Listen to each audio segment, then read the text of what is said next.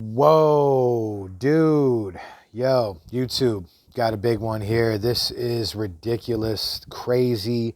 Why is this not front page news? I can't tell you for the life of me, other than the fact that it seems that the media really supports the left and they don't want to expose any of the issues that we're currently dealing with right now. CDC now updating their website.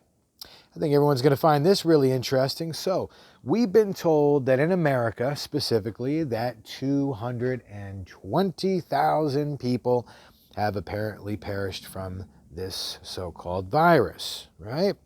Well, what's really, really interesting about it is the fact that you've got, now they're updating their website and saying that 51,000 people actually died of heart attacks that were diagnosed with COVID.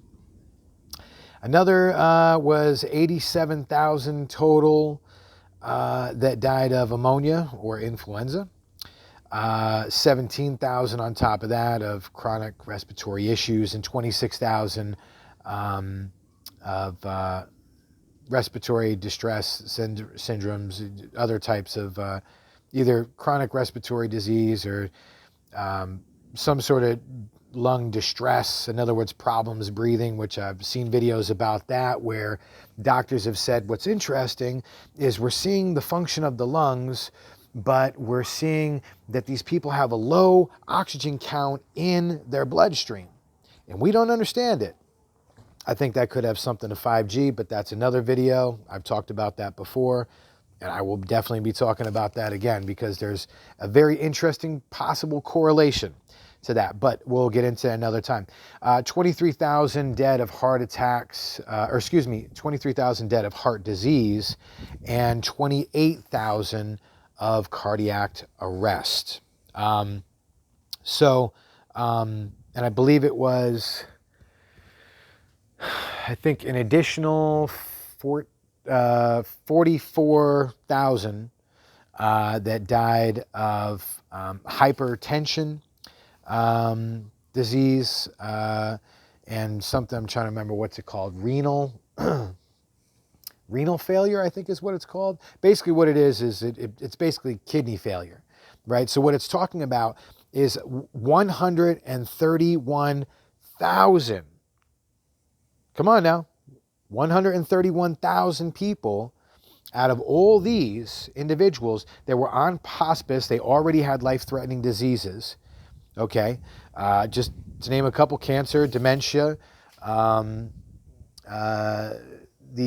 The aspects of seeing kind of where you see that there's all these people that were already in hospice, and all of a sudden you see that, you know, when we look back 6 months ago, we're like, why were the numbers so high in the nursing homes? Well, nursing homes, hospice. My mother passed away in February, okay? It was of cancer, right? It was unrelated to what's going on right now. But when they put people on hospice, it's because they're trying to give you a less crappy way to die. They're medicating you, doing whatever they can for you. Usually they're killing people with morphine because they know that if they give you, you know, when you're already in a brittle state and they give you a couple doses of morphine, it's going to stop your heart.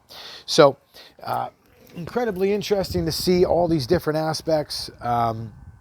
Everything that's going on right now, I think that it's, you know, noteworthy to take into consideration that our media, or not our media, but the media and our government has been telling us that apparently, supposedly, 220,000 people have died of this virus, that they shut down the whole country, the whole frickin' world. They shut down the economy. They ruined the economy.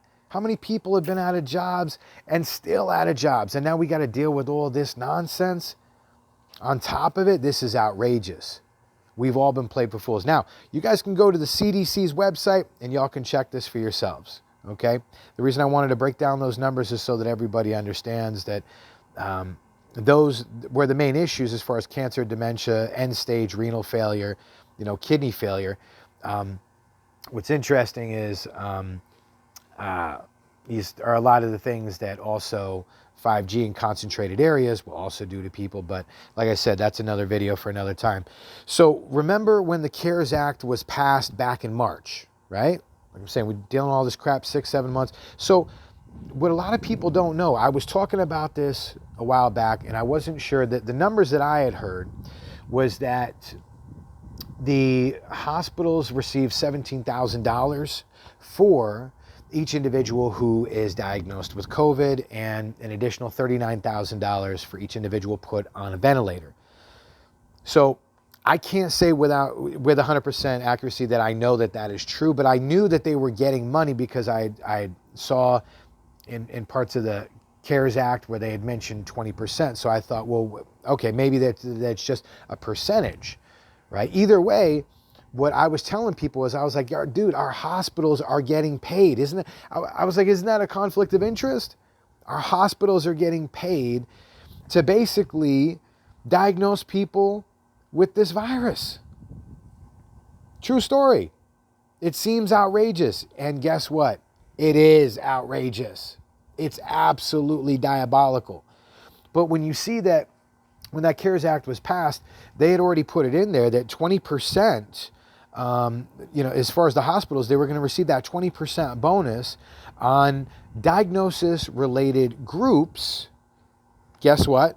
Paid for by Medicare. Boom! Any questions? Let me break this down again. CDC updates their website. Y'all can check it out right now. 51,000 dead of heart attacks, 87,000 of pneumonia influenza, 17,000 of chronic respiratory disease, and 26,000 distress syndrome, 44,000 of hypertension, 23,000 of heart disease, and 28,000 of cardiac arrest. Most of those individuals already terminally ill, already going to die within days or weeks. And they used the advantage of saying, well, let's go ahead and just find all the people who are already dying, and then we can easily justify to the world that all these people are dying of a virus that we tell them. And we're going to tell them to social distance, and we're going to make them afraid of each other so that they feel the need to stay away from each other. And we're going to put masks on their face and tell them, well, we'll make it optional. But eventually, yes, you should probably put that mask on your face to feel safe. Wash your hands a lot. Use hand sanitizer. Gee, that's funny. Hand sanitizer, even 60-70% alcohol, says that it kills bacteria. Germs, bacteria, not viruses. Even Fauci admitted that, like the so-called pandemic of 1819 or whatever it was. I'm trying to think when it was mostly bacterial infections. Now, and they're saying, well, we're seeing kind of a repeat of that.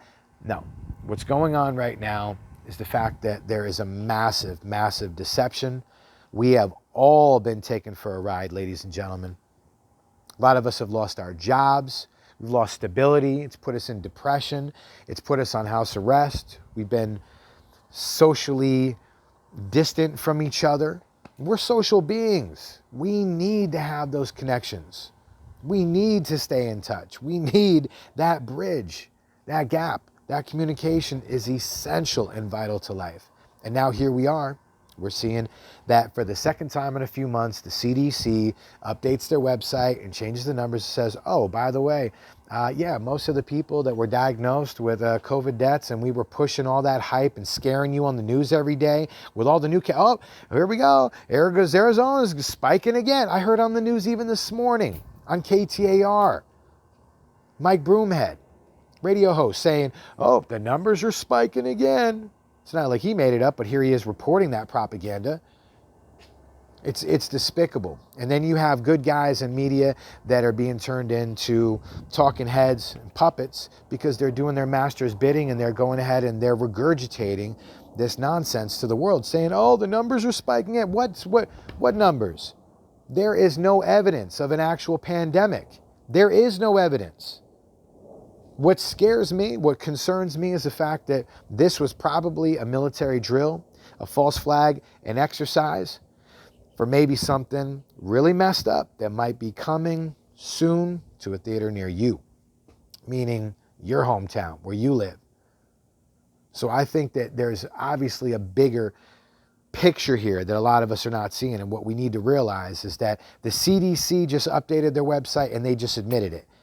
And essentially the hospitals and the doctors are getting paid to diagnose people with COVID. Some of you have loved ones. My best friend, his father is in the hospital right now, diagnosed with a pneumonia and the COVID. What's really going on? What's really happening?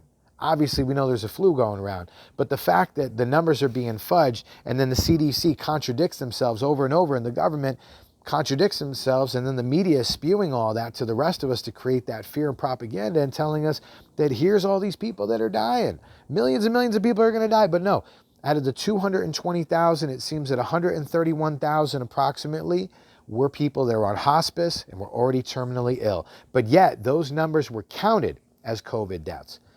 And I talked about this in another video. Ngozi Ezike from the health department in Illinois, the head of the health department, said that if somebody is terminal and on hospice and is clearly dying of an alternate cause, and they get diagnosed with COVID a week or two before they die, we'll count it as a COVID death. Even though we know that they clearly died of an alternate cause, they're still going to count that as a death. Now you tell me, does it make sense to diagnose somebody on their death certificate that they died of a flu or a cold or this virus or whatever in their last couple weeks of life or whatever, but this person had been battling cancer or kidney failure, liver failure, they had respiratory issues, chronic illnesses, whatever it was, they had these issues for years and they've been battling and then they're in hospice. People go to hospice for a week or two and they're dead. People usually don't last longer than that. I know because I've had a few family members in hospice through the years. And recently, my mother that passed in February. So, listen, guys, ladies and gentlemen, don't believe all the hype, okay? The truth is out there, and if you do your research, you will find it. Now, please like and share this video. Help me to get around YouTube's algorithm so that I can start to get my videos more known. Help me to help myself, to help other people. Best way to help other people is to share information. Knowledge is power. More importantly, applied knowledge is power. Please like and share, subscribe, share these videos worldwide. Check you out on the next one.